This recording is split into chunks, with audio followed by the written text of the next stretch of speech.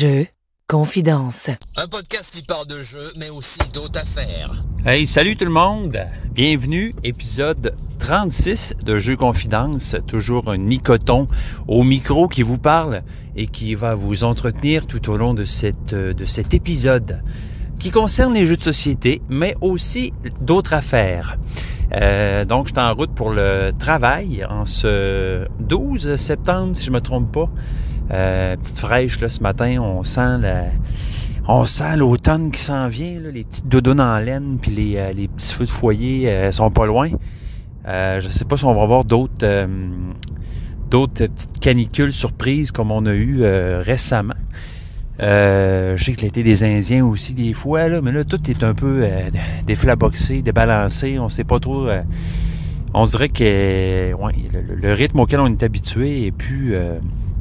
mais d'un autre côté, ça a toujours été de même un peu aussi, là. Dans le fond, au Québec, on sait jamais trop à quoi s'attendre. Hein? C'est ça qui se passe. J'espère que vous allez bien, gang. Moi, ça va très bien. J'ai pas beaucoup joué dernièrement, là, malheureusement. C'est des choses qui arrivent hein, dans la vie. C'est ça qui se passe. Là, c'est ça. Je partais au travail. Je me suis dit, je vais commencer mon épisode. Puis, je me suis rendu compte en chemin faisant que j'avais oublié mon cellulaire. Chose, qui n'est pas surprenante. Là. Moi, je suis un vrai oublieux. Peut-être que vous pouvez vous reconnaître là-dedans, là, mais moi, j'oublie tout, partout, tout le temps. C'est moins pire maintenant un peu. Là. J'arrive à me dompter là, après 4 décennies et plus d'existence. On finit par prendre le tour un petit peu. Mais quand même, non, encore maintenant, c'est comme je suis un peu une légende. À chaque fois que je vais chez des gens, c'est à peu près certain que quand je vais m'en aller, je vais oublier quelque chose. Chez mes parents, même affaire. Chez nous, souvent, je pars, je fais 2-3 faux départs avant de vraiment partir parce que j'oublie toujours quelque chose. Fait que c'est ça, je suis fait de même. Je peux même vous raconter des oublis assez légendaires que j'ai eus. À un moment donné, quand j'étais jeune, j'étais allé à l'université en char, avec le char de mon père. Puis j'étais revenu en bus, parce que j'avais oublié que j'étais monté en char. Fait que j'avais oublié mon char. Fait que, c'est des choses de cet acabit qui me sont arrivées assez fréquemment. J'ai perdu beaucoup de porte-monnaie.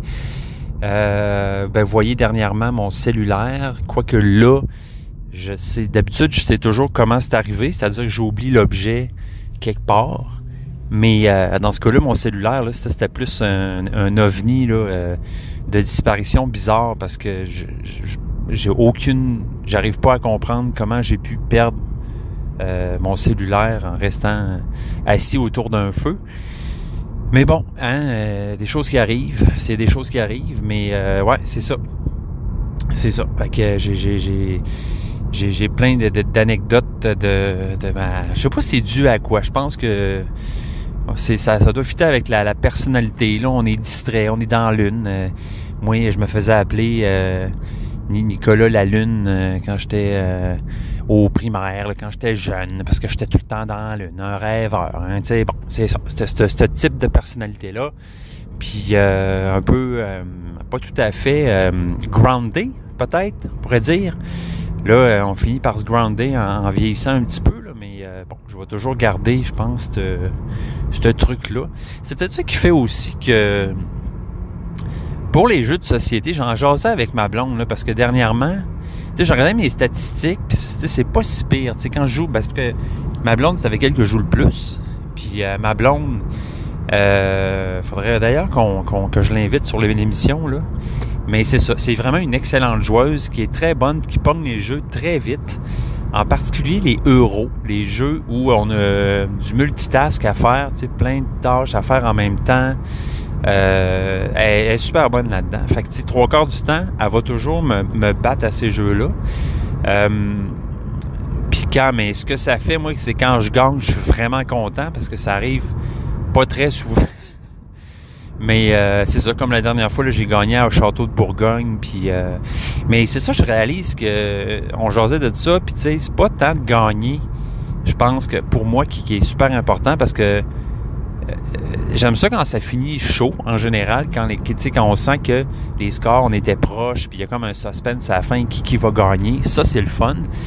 Quand il y a soit que je suis super loin devant ou loin derrière, là, je trouve ça moins le fun. Tu sais, je vais avoir du fun à faire ma game puis tout, mais par rapport au score, je trouve ça un peu plate, même quand je gagne vraiment d'avance. Tu sais, c'est le fun, mais c'est comme une satisfaction un peu...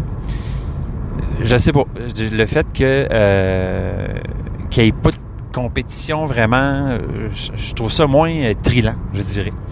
Fait que, tu sais, souvent, mettons, je vais, perdre par 2 points. Puis là, je suis aussi content comme si j'avais gagné parce que je fais « Wow! » Tu sais, quel game c'était chaud. Quel combat. Fait que ça ressemble à ça. Puis, dernièrement, ma blonde est sur une lancée incroyable. Je sais pas si c'est parce que c'est la rentrée puis son cerveau est mûr. Mais je me fais vraiment rincer sans arrêt. Puis à un moment donné, j'ai fait coudonc, je dois pas être très bon au jeu. C'est malheureux parce que j'adore ça, tu sais. Mais c'est pas grave en même temps. Moi, je pourrais dire ça. Moi, en tout cas, comment mon cerveau est fait, je pense que j'ai besoin de pas mal de games avant de. Tu sais, je suis de même. Moi, je suis un lent, puis je suis souvent un peu dans l'une, je suis distrait, tu sais, fait que tu sais, la question de concentration, peut-être aussi que ça manque un peu des fois. Peut-être que ça explique un peu pourquoi je suis moins bon. Je sais pas, aucune idée. Mais écoutez, je vous fais une confidence, là, je suis pas un excellent joueur, mais je suis un bon joueur dans le sens que je pense qu'autour d'une table, j'ajoute mon grain de sel, puis on a bien du fun. Donc, puis il en faut bien aussi des gens qui arrivent en 2e puis en 3e, sinon les premiers, ils sont pas premiers, tu sais. Fait que c'est ça, tu sais, c'est ça. Comme un joueur de support, comme on dit.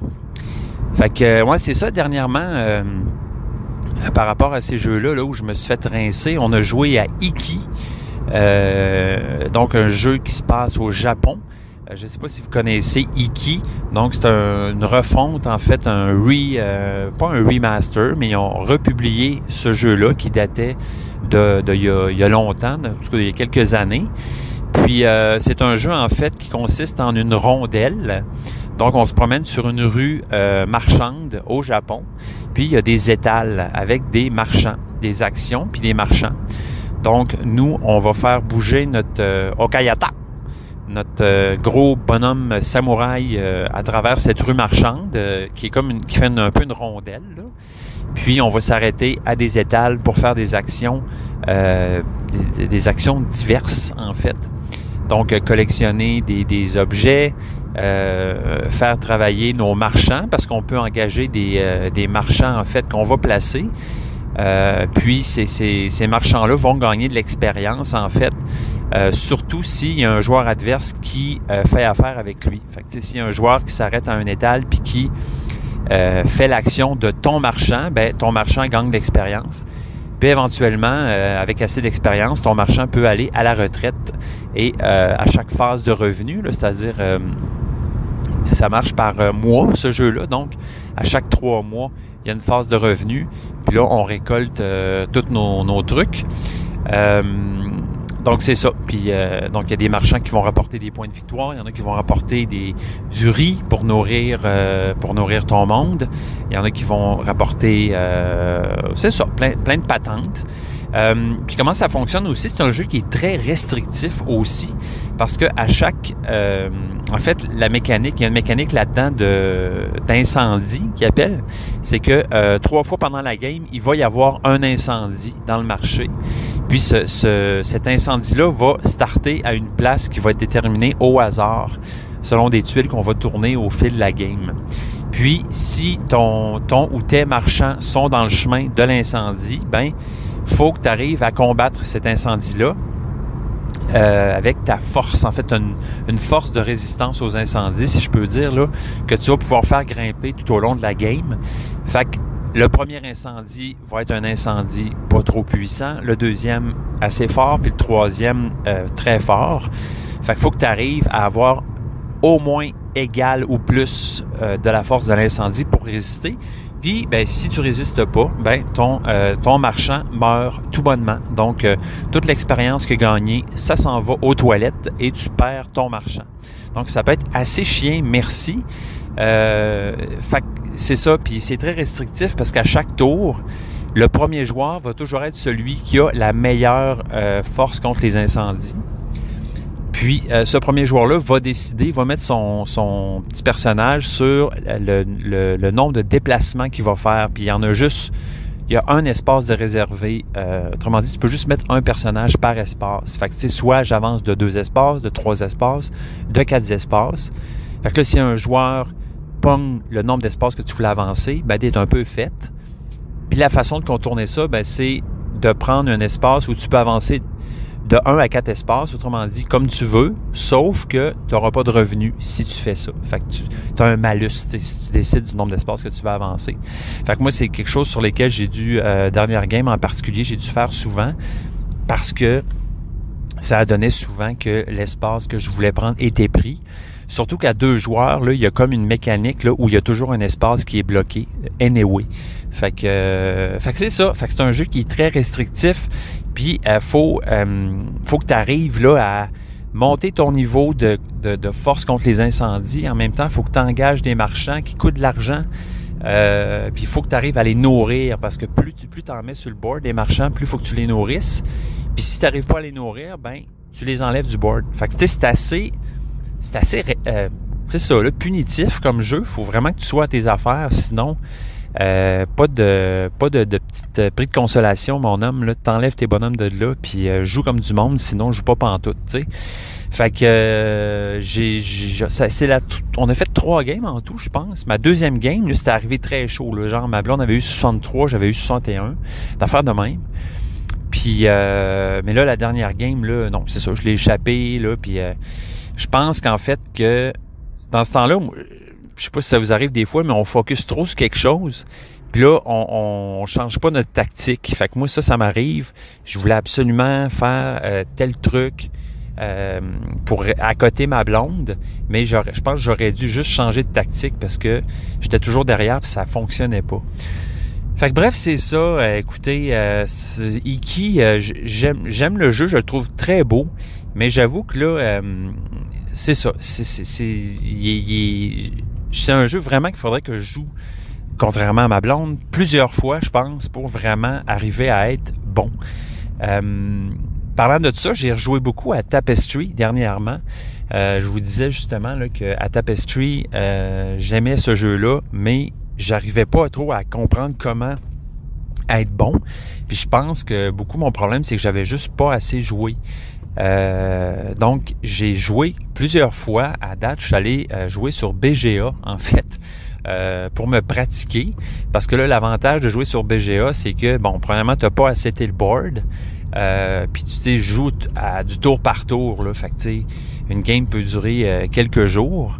Mais, bon, je suis toujours en train de faire une game, de jouer, puis d'explorer les avenues, puis d'essayer les civilisations. Puis, tu sais, je réalise à quel point ce jeu-là est bien conçu parce que il y a énormément de variété, en fait. C'est ça qui fait que ce jeu-là est excellent, à mon sens, là. Tout dépendant de la civilisation que tu as, la variété de toutes ces civilisations-là, toutes les manières de scorer. Évidemment, tout ça se base là, sur la mécanique très simple d'avancer sur des échelles, d'avancer sur des l'échelle de militaire, exploration, technologie, etc. Mais bon, tout l'ordre dans lequel tu fais tes actions, vraiment, ce jeu-là, là, plus je joue, plus j'aime ça. Puis je m'améliore, mais je vois que mes scores augmentent tranquillement. Fait que voilà, j'ai trouvé le secret pour moi. Il faudrait que je joue beaucoup à des jeux pour finir par... Puis d'ailleurs, j'ai souvent joué avec des gens à Tapestry qui avaient joué beaucoup, puis ce qui explique pourquoi ils sont si excellents à ce jeu. Ma blonde, peut-être, étant une exception, parce que c'est ça, elle est assez impressionnante, parce que j'explique un jeu, mettons un gros euro, on part, puis elle la plupart du temps, elle catch ça du premier coup. C'est comme si elle avait fait 10 games déjà. Fait que bref, chapeau Anne-Julie, je la trouve, j'admire sa qualité de joueuse. C'est impressionnant. Wow, il y a des gros bancs d'oiseaux qui passent devant moi. C'est assez impressionnant. Tabarouette, j'ai jamais vu ça. Ça traverse l'autoroute, toi, comme un espèce de gros vent de volatile. Magnifique. Fait que c'est ça. Ouais, Tapestry monte vraiment dans mon top 5. Là, je trouve vraiment ce jeu-là vraiment formidable. Ben, évidemment, sur BGA, bon, je continue toujours à jouer à Sea Salt and Paper. Je dois être rendu à au-dessus de 300 parties, là. Tu sais, il faut dire qu'une partie de Sea Salt and Paper sur BGA, ça dure 10 minutes, là, même pas. Fait que c'est ça. C'est vraiment un jeu intéressant. Beaucoup de luck, beaucoup de chances d'impliquer dans ce jeu-là. Évidemment, si tu tombes juste sur des cartes de schnout, ben tu vas juste pas gagner. Puis des fois, ton adversaire va juste tomber sur des super cartes, puis tu te fais clencher en moins de 2. Mais il reste que, à force de jouer, il y a vraiment façon de manipuler ou c'est ça, en fait, la qualité de jeu-là. C'est oui, il y a de la luck, il y a de la chance, mais c'est qu'est-ce que tu fais avec ce qui t'est donné, autrement dit. Comme la vie, tu sais, comme la vie. Comment tu vas dealer avec ce que la vie te donne, tu sais, même si tu reçois de la chenoute. Fait que c'est ça, la qualité de jeu-là, puis c'est ça que j'aime, et ça qui fait que j'y retourne constamment, c'est que j'ai toujours hâte de voir qu'est-ce que je vais piger, quelle stratégie je vais prendre pour m'arranger pour faire le plus de points possible, le plus rapidement possible. Parce que là, je joue beaucoup avec des pros, là, des gens, du monde qui doivent faire des milliers de games, je sais pas trop quoi, là, mais ce que je me rends compte, là, c'est qu'en général, la tactique à Sea Salt, c'est de faire le plus de points possible, le plus rapidement possible. Fait que c'est pas nécessairement d'essayer de faire ramasser tes points jusqu'à temps que tu en aies 15 puis de dire, OK, dernière chance. Non, c'est comment je peux faire le plus de points possible, le plus vite possible avant tout le monde, arrêter le jeu, scorer mes points, banquer ça, puis continuer. Fait que très bel exercice. Ouais, j'adore ce jeu-là. Vraiment très cool. À part de ça, de quoi je pourrais vous parler? J'ai essayé un autre jeu que j'ai vraiment bien aimé sur BGA, qui va probablement sortir bientôt en vrai, à moins qu'il soit déjà. Là, ça s'appelle Forest Shuffle. Donc, un jeu de cartes, un jeu de tableau building, en fait, où tu vas, en fait, un jeu de nature, évidemment, où tu vas placer des arbres devant toi et sur ces arbres-là, tu vas mettre de la vie. Donc, il y a des cartes arbres, différentes sortes d'arbres, différents types d'arbres qui vont tous avoir leur façon de scorer, c'est-à-dire, mettons, si tu as le plus de tilleuls dans tous les joueurs, tu fais 5 points par arbre. Toutes des affaires comme ça là, qui font penser à d'autres jeux là, de tableau building. Donc, mettons, il y en a un autre arbre, ils vont juste te donner, par exemple, 1 point chaque. Donc, il y a plein de mécaniques comme ça. Puis, ce qui est intéressant, c'est qu'il y a des cartes aussi qui sont des cartes animaux, si tu veux, qui sont toutes séparées en deux, soit sur le sens de la longueur ou de la largeur. Puis, ces cartes-là, on va aller les mettre en dessous des cartes arbres. Donc, par exemple, tu vas glisser une carte en dessous de ton arbre là, pour laisser la partie inférieure de la carte cachée. Fait que comme ça, tu vas avoir un papillon, mettons, qui va habiter sur cet arbre-là. Puis, ce que tu peux faire finalement, c'est de mettre par arbre, là, tu peux mettre 4 types d'animaux qui vont dépasser de chaque côté de la carte. Je ne sais pas si tu vois un peu le principe. Donc, puis, bien évidemment, là, bon, les animaux vont scorer différemment. Les papillons, par exemple, ça va être des collections de papillons différents. Il y en a d'autres, ça va être la synergie. S'il y a la présence d'un autre animal ou d'un autre végétal dans ton tableau, il va faire des points. Bon, rien de nouveau à ce niveau-là. Là.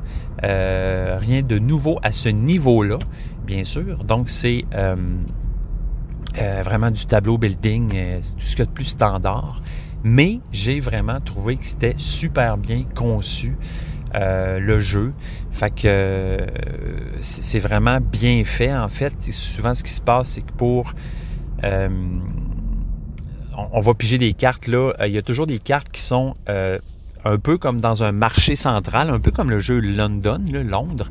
C'est-à-dire que on va jeter les cartes au centre de la table qui vont être disponibles pour tout le monde. Fait qu'on peut aller piger des cartes là, des cartes qui sont non désirées par les autres joueurs, mais on peut aussi aller piger à l'aveugle, bien sûr. Puis, à partir d'un certain nombre de cartes qu'il y a au centre de la table, toutes les cartes sont jetées, puis on recommence, là, le marché central.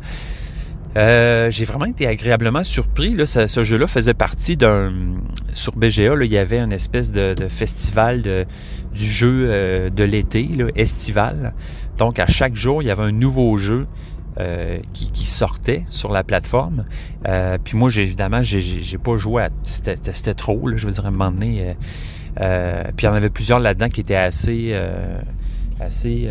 ordinaires, merci. Mais à travers ça, là, il y avait Forest Shuffle que j'ai essayé, tu sais, comme ça, juste pour voir. Puis finalement, j'ai été très, très agréablement surpris. Puis je crois que je vais me faire un plaisir de l'acheter, ce jeu-là. Je pense que c'est Forêt Mixte en français, que ça va s'appeler.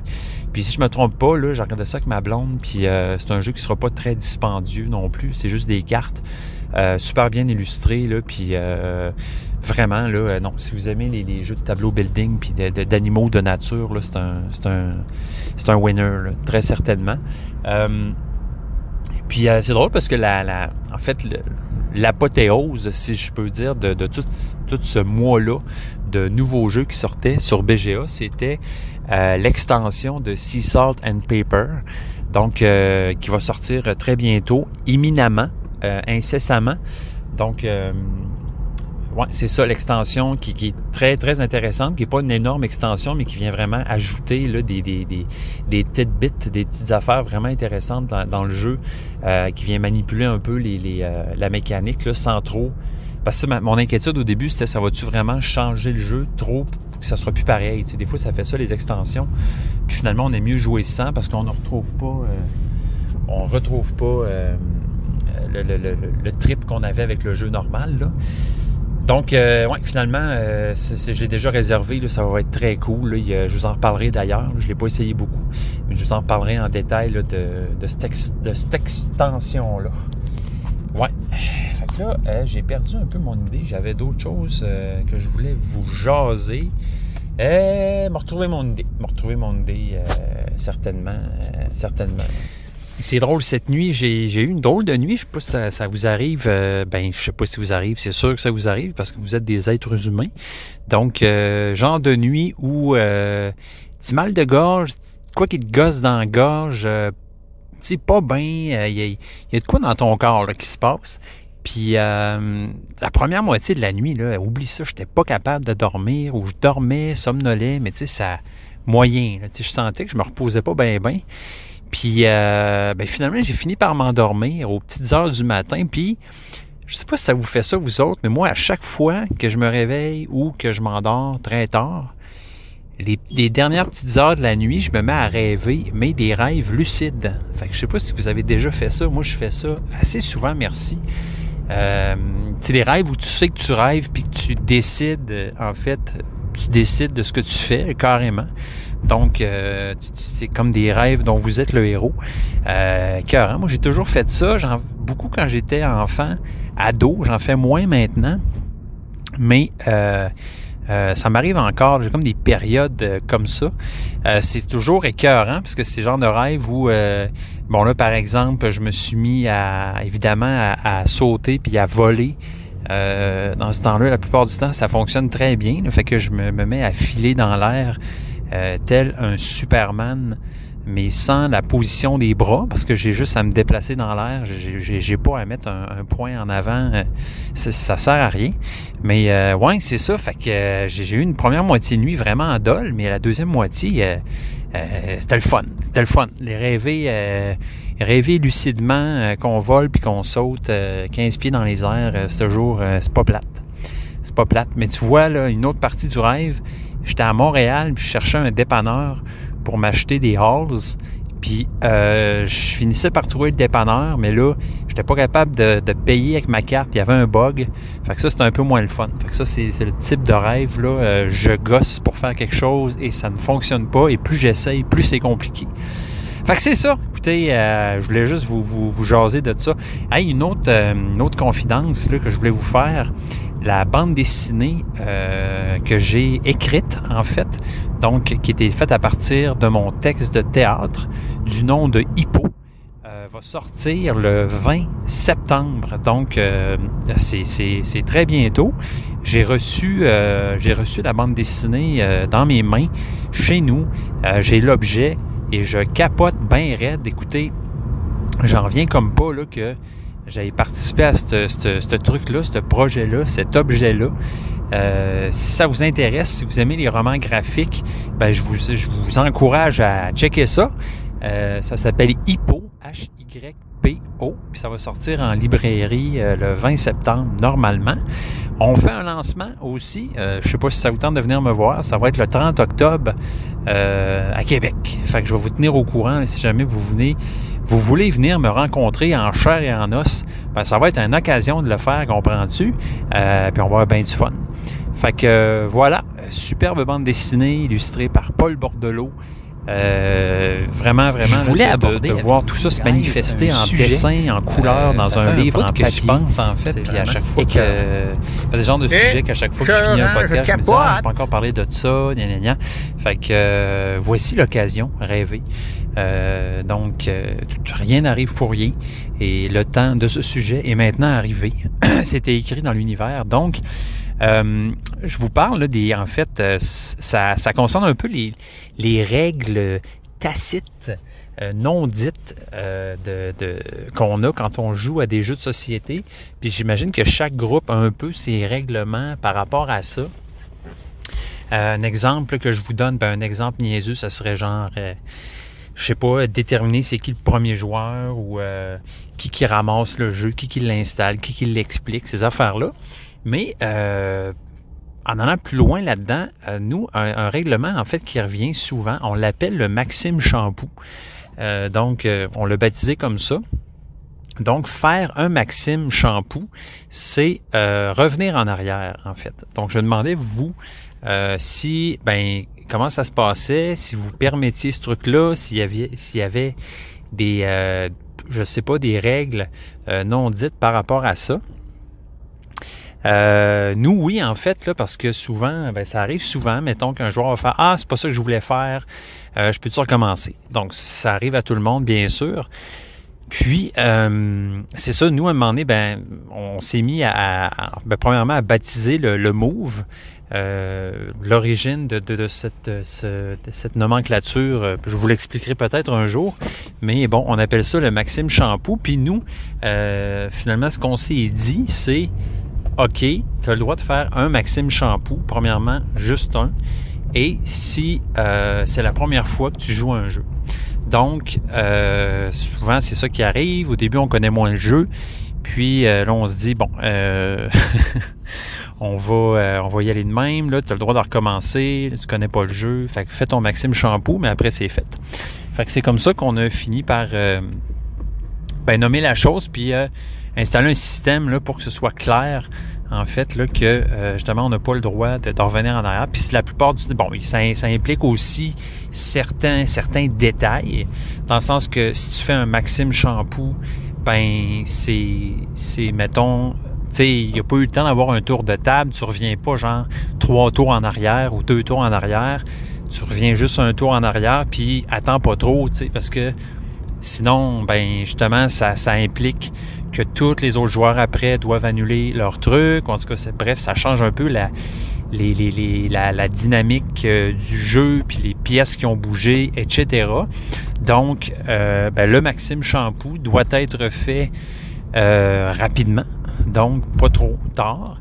Puis, c'est ça. Souvent, tu sais, quand c'est, comme je vous disais, quand c'est ta première partie, tu as le droit de faire ton Maxime Shampoo. Fait que ça me tentait de vous parler de ça. J'étais curieux de savoir si vous aviez des règles par rapport à ça. Il y a bien d'autres règlements où c'est comme un peu l'éthique, si tu veux, du joueur ou comment ça se passe autour d'une table. Donc, bien évidemment, là, la tricherie, là, ça, c'en est un, mais lui, il est assez évident, puis personne ne souhaite se retrouver avec ça autour de la table. Heureusement, moi, ça m'est jamais arrivé. C'est comme on dirait que ça se pourrait pas que ça arrive, mais bref, ça existe aussi. Mais bon, c'est quoi toutes les règlements qui sont pas écrits dans le livre implicitement, là, justement, des jeux, mais qui concernent un peu là, justement l'éthique, comment on doit se comporter autour d'une table quand on joue à un jeu de société. Fait que je voulais juste aborder ça un peu avec vous là, pour en discuter. Si ça vous tentait d'en jaser un peu puis de m'écrire là-dessus. Peut-être que c'est un sujet que je pourrais aborder plus en détail éventuellement, peut-être avec un invité ou tout ça. Fait écrivez-moi si ça vous tente de m'en parler. Jeux confidence au pluriel en commercial gmail.com. Donc, un autre exemple que je pourrais prendre, mais ça, je sais pas si c'est vraiment l'éthique. Mais étant donné que moi j'explique beaucoup les jeux, en fait c'est juste moi qui les explique chez nous, de part chez nous, c'est juste moi qui les explique, c'est juste moi qui les installe aussi, puis qui les remballe dans la boîte en général, étant donné que moi j'aime bien ça, que ce soit bien rangé à sa place et pas en bordel dans la boîte. Bref, je prends joyeusement cette responsabilité, mais c'est ça, tu sais, des fois j'explique un jeu, puis là j'oublie de dire quelque chose parce que des fois, il y a 100 000 trucs à dire. Puis là, on se met à jouer. Puis là, après 2 tours de table, je fais « Ah, shit, je suis désolé, j'ai oublié de vous dire telle affaire. » Fait que là, qu'est-ce que vous faites? Reprenez-vous la game? Est-ce qu'on continue en gardant... Tu sais, des fois, mettons, on va se dire « Bon, on va continuer comme on a fait jusqu'à maintenant. » Puis ça va être ça la game. Puis si on fait ça, la game est-tu valide pareil? Donc, bon, c'est ça. Il y a plein d'affaires comme ça. Des fois, on n'est rendu pas assez loin, fait qu'on se dit, ben écoute, on va recommencer. On a quasiment rien de fait, fait que c'est correct. Mais ça fait toujours bizarre un peu de recommencer une game qu'on vient de commencer. Mais ça se fait. Écoutez, ça se fait très bien. Ouais, puis c'est ça. Ça, c'en est un autre sujet qui est bien intéressant. Mettons, tu viens de faire une partie qui a duré, je sais pas, 1 heure et demie. Puis là, à la fin complètement, comme ça m'est arrivé il n'y a pas longtemps avec le jeu de London, on réalise qu'il y a quelque chose qu'on faisait de pas correct. Fait que dans ce temps-là, la game est-tu valide? Les scores comptent-tu? Vous voyez là, où je veux en venir? Puis c'est ça, là. Est-ce qu'on se dit, bon, ou on se dit, en plein milieu d'une partie, ben, on a tout fait pareil jusqu'à maintenant, fait que c'est juste pour tout le monde. Fait que là, on peut changer le règlement à partir de maintenant. Puis ça ne changera pas grand-chose étant donné que tout le monde a respecté ou comment je peux dire ça, suivi l'erreur du règlement parce qu'il n'a pas été dit, par exemple. Mon Dieu que je suis clair quand je parle. Fait que voilà, ça me tentait d'aborder un peu ça. C'est sûr que d'en parler tout seul, c'est un peu dole, mais je voulais quand même vous soumettre le sujet puis titiller vos oreilles avec ça. Si vous avez le goût de m'écrire là-dessus, si vous avez le goût de développer là-dessus, ben ça serait bien le fun. Je ramènerai vos dires et vos paroles sur mon podcast. Sinon, ben c'est un sujet là, comme tant d'autres que j'aimerais bien exploiter avec une autre personne sur le podcast. Bon, ben pour clôturer ce podcast, on pourrait passer à une autre de nos rubriques préférées, c'est-à-dire les jeux en telles lettres. Donc, on serait rendu normalement aux jeux en F. Vous allez voir, ça ne va pas durer longtemps. Des jeux en F, j'en ai pas beaucoup. Sinon, je ferai aussi peut-être mes jeux en G, étant donné que sinon, ça ne va pas durer longtemps. Hein? Ça veut dire... Fait que, je regarde ça, là. Mes jeux en F, premier, Five Tribes, et non le moindre. Donc, Five Tribes, un de mes jeux bref dans ma ludothèque. Un jeu qu'on ressort quand même assez régulièrement, qui est vraiment un gros puzzle à chaque fois, là. Donc, c'est inspiré du Mancala, c'est Catala qui a fait ça. Puis, vous connaissez tous sûrement, là. Donc, un magnifique jeu, coloré, bien illustré, des gros meeples en bois, tu sais. J'aime ça, moi, manipuler des gros meeples. Fait que le jeu est modulable, là, c'est-à-dire que le board, c'est une collection de tuiles, en fait, qu'on colle ensemble. Puis, le but du jeu, c'est d'aller faire le plus de points possible en allant posséder, réclamer des tuiles, puis également aussi en faisant une ribambelle de points de différentes manières. J'adore ce jeu-là, Five Tribes, parce que somme toute, il est assez simple, mais j'aime vraiment le côté... c'est dur à décrire, en fait, le trip de ce jeu-là, mais déplacer les meeples, égrener ces meeples, essayer de trouver le meilleur chemin pour aller chercher la tuile que tu veux avec l'action que tu veux. À ça se rajoutent là, les cartes du marché là, avec lesquelles tu peux faire des collections.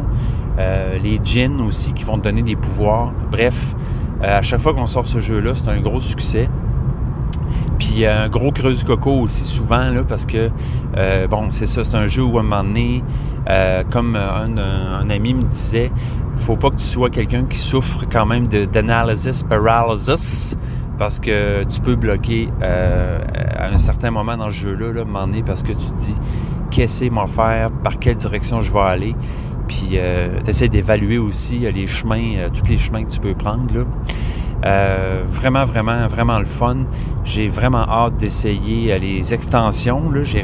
D'ailleurs, je me suis récemment équipé de l'extension qui me manquait. Là. J'avais déjà les artisans de Nakala. Nakala Vacha. Puis,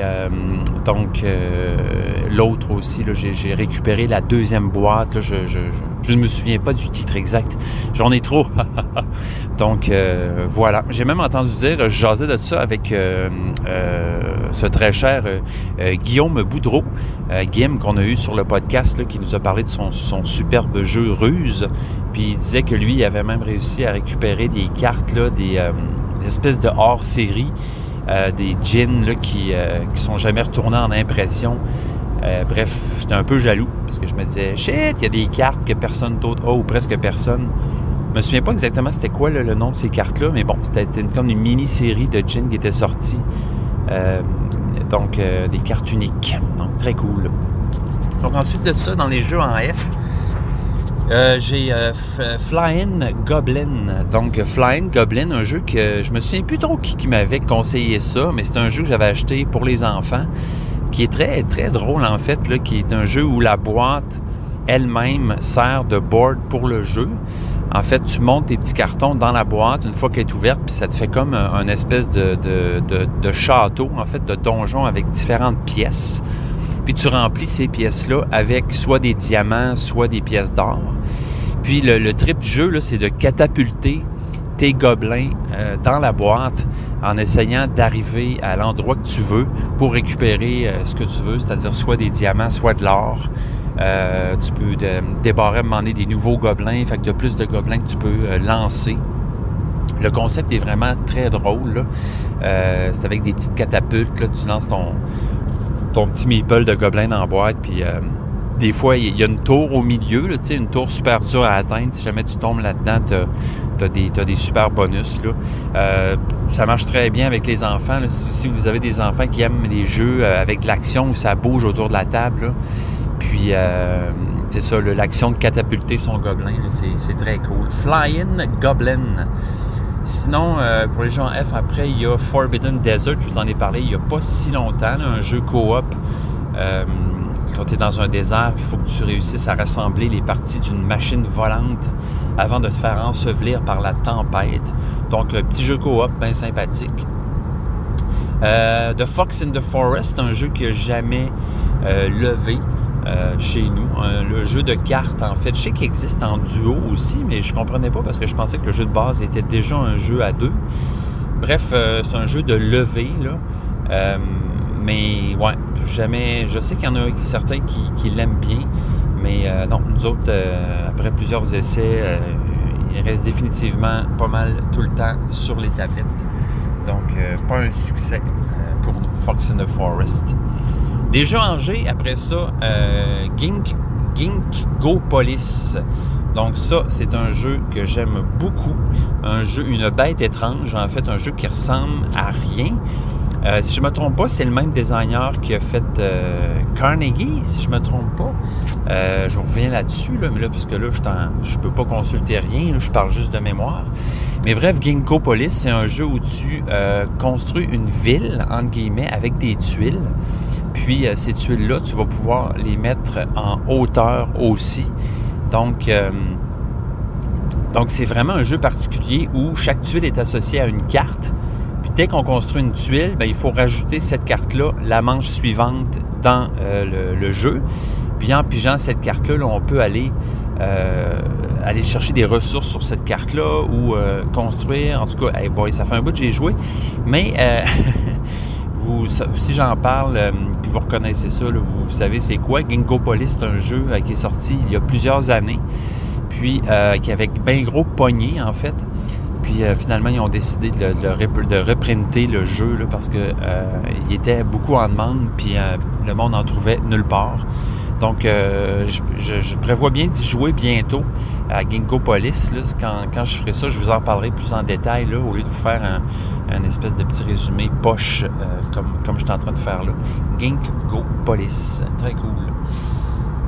Gobi, un petit jeu d'apéro, un petit jeu de coin de table qui se passe dans le désert avec des chameaux, qui est un jeu abstrait.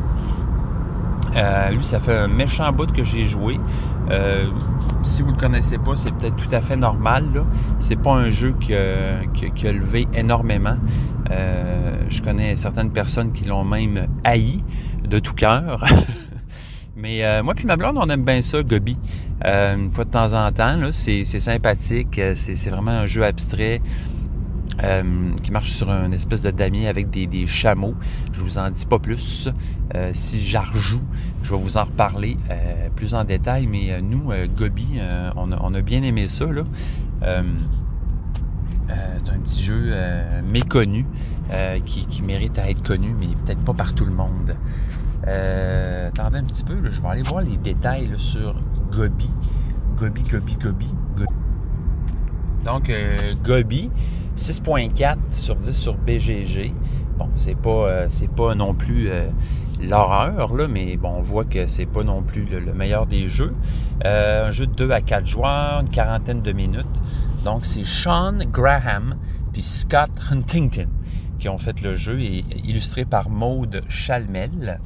Donc, voilà, un jeu, donc encore une fois, un board modulaire. Ce qu'on dit là pour les mécaniques, c'est réseau, et on construit des routes et on fait des réseaux, puis c'est du placement de tuiles. Bref, voilà, Gobi, moi j'aime bien ça. Puis sinon, là, je vais juste vérifier Ginkgopolis. Vous voyez, c'est un jeu de 2012.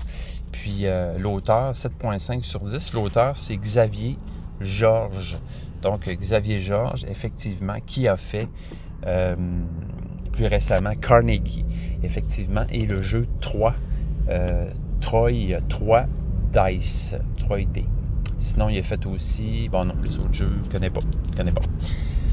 Voilà, ensuite, on passe au prochain jeu en G qui est Grand Austria Hotel, un autre de mes prefs. Ça, c'est un jeu que ça faisait longtemps que je voulais, puis je le voyais là, chez un de mes amis sur ses tablettes, puis je le trouvais donc bien chanceux, parce que je me disais, il va jamais ressortir ce jeu-là, puis il sera jamais trouvable, parce que personne ne veut le vendre parce qu'il est trop bon. Ben, Colin, ils ont reprinté le jeu, puis ils l'ont ressorti. À ma grande joie, parce que ce qu'ils ont fait, c'est qu'ils ont ressorti le jeu parce qu'ils ont aussi sorti une extension avec là, la salle de bal, si je ne me trompe pas, que j'ai aussi acheté.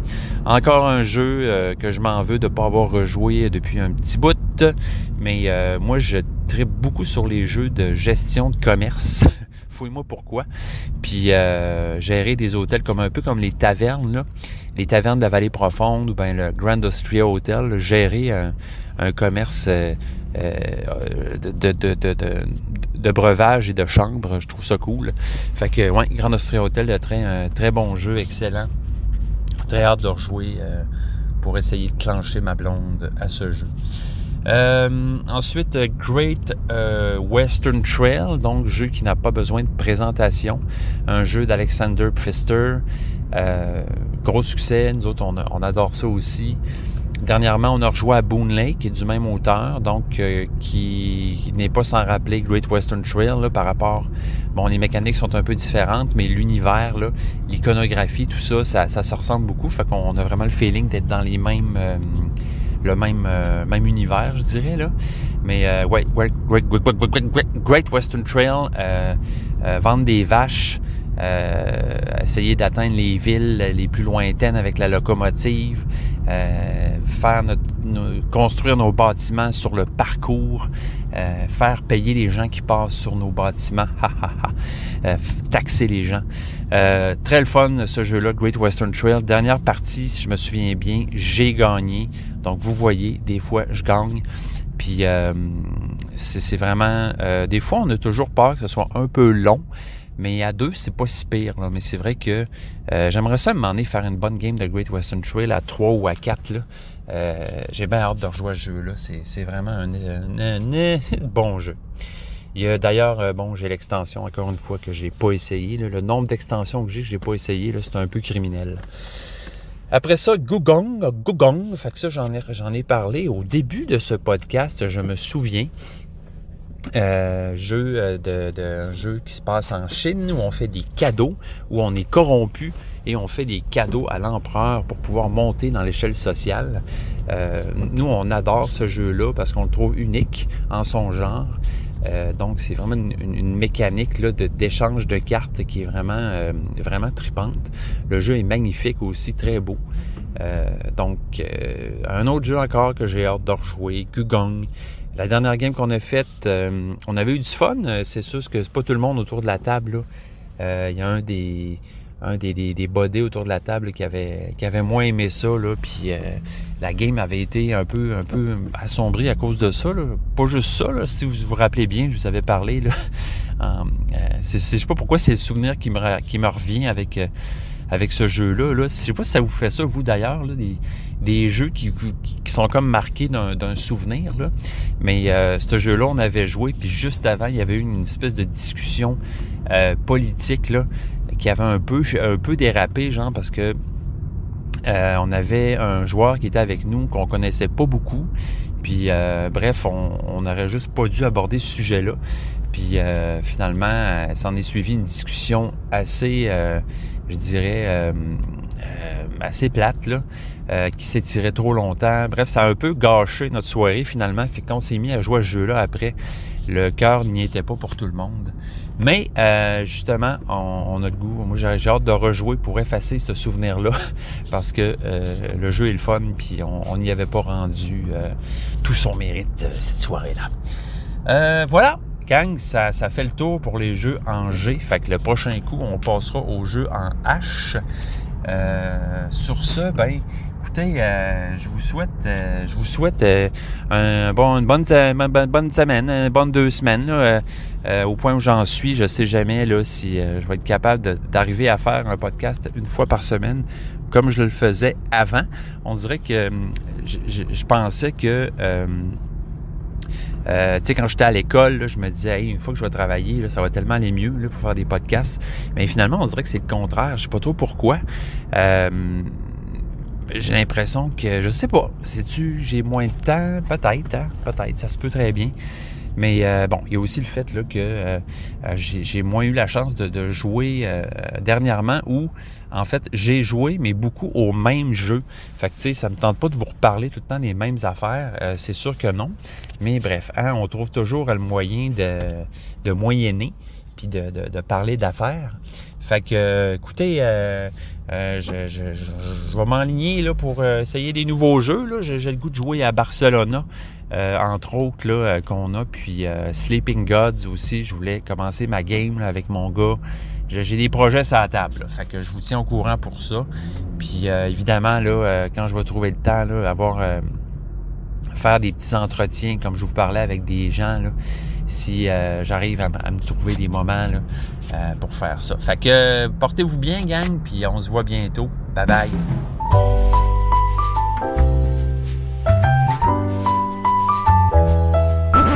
jeuxconfidence@commercial gmail.com.